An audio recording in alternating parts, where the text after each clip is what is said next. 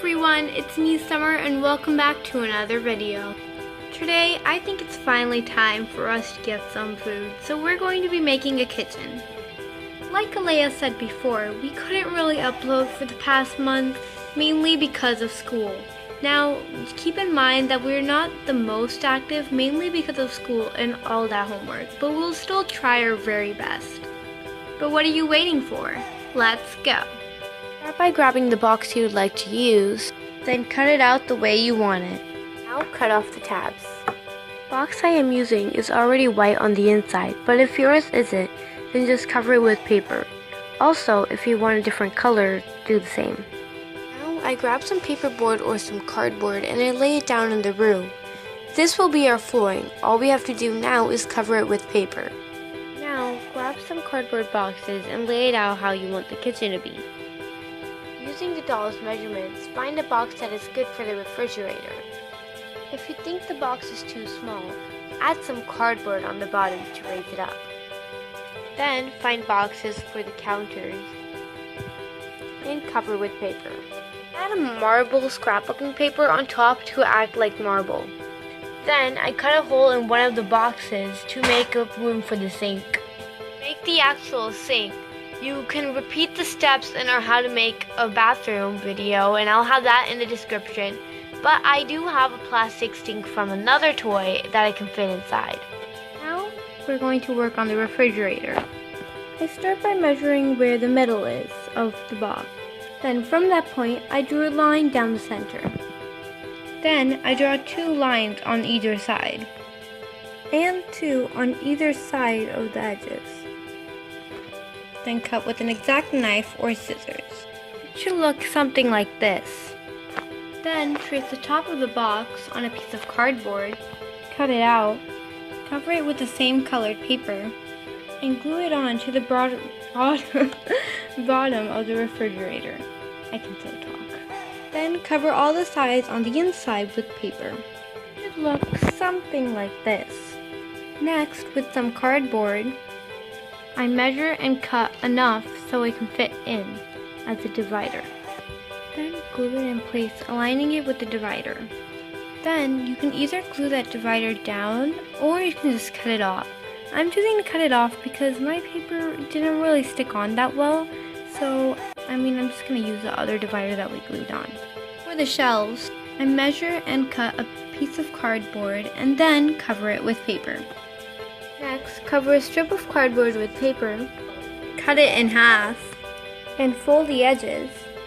Cover another strip of cardboard with paper for the bottom, and glue it on to make shelves on the side.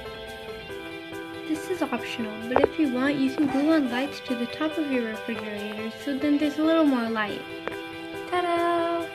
For the handles, I glue on C-shaped foam, and I'm going to glue it on as some handles. And that's the finished refrigerator. This is an option, but you can glue the counter and the refrigerator together, so it stays in one piece. Now let's work on some cabinets above the counters, so then there's more storage for the food. Start by measuring how big you want your cabinets to be. My height is going to be 3 inches, and my width will be 2. I draw 2 lines at the top and the bottom of 3 inches, all the way across the cardboard I'm going to be using. Then I draw a line at every 2 inches. Now cut them out.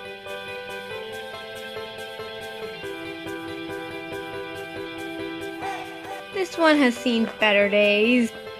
Out of all these, decide one of them to be the door. Then the other 2 will be the sides. We're going to have to cut these because they're a little too thick, and we don't want our drawer to be really big, so we're going to have to cut them in half. Now cover all of them with paper. For one cabinet, you'll need 1 big piece and 2 smaller pieces. I'm going to be making 2 cabinets right for now. The big one, or the door, and a small one. Flip them both over so then they're on their bad side. Apply glue on this side and this side, but not in the middle. Then add the same colored paper on top. Now it'll be able to open and close. I almost forgot this step, but we'll also need a piece of cardboard for the bottom. So, using the measurements right now, trace out a piece of cardboard according to the size, and then cover it with paper. I'm going to leave my bottoms white, but you can do whatever you wish. Now glue one of the sides to one of the sides of the cardboard. Then glue the other side on as well. Right now it's going to be a bit flimsy, but once we have the shelves it will be much better. Now cut a piece like the bottom and glue it on the top. Now once again cut a similar piece and glue it as a shelf. This one isn't as wide as the other one, but that doesn't really matter because it's just a shelf. Repeat to make another one. I add beads as handles, and now I can glue the cabinets on. When gluing them on, I glue on this side, this side, this side, this side, and the back of the shelf as well, so then the shelf stays sturdy along with everything else. I've also decided to glue both of these shelves together so then they're one. For the table and chairs, I already have a set from Barbie, and I'm just going to use that, but if you want, all you have to do is getting wooden dowels instead of these plastic bits, and get some cardboard and cover it with paper. For the chairs, you kind of just have a cardboard here, cover it with paper, and have 4 wooden dowels all around, and then you'll have chairs. Now it's time to decorate the walls. I really want to add something over here and over here. In this video, I'm going to be making 2 types of paintings. One of them is going to be by covering it with scrapbooking paper like we usually do, and then writing a quote. And on the second one, I'm going to paint it myself.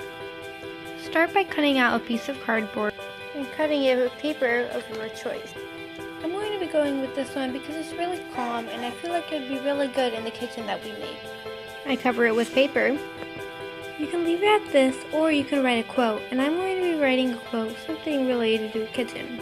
Now, I'm going to be grabbing some ribbon and making I don't know what they're called, like those things where those strings that you can like hang paintings with.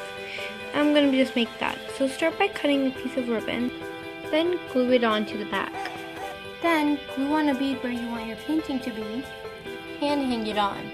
This way you can always change whatever painting you want on there whenever you want. I also glue on another bead, getting ready for the next painting. Repeat the steps like last time, except this time, if you're using paperboard, then I recommend having 2 that are the same size and gluing it together, because this time we're going to paint on it. You don't need to cover it with paper since the paint's already going to cover up whatever's under. Now we're ready to paint. And this is the finished painting part. Now I'm going to add a little bit of like a drawing, I guess, using Sharpie, because using paint is really hard to like have small details.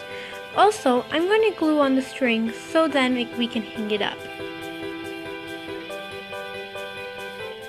And here's the finished kitchen.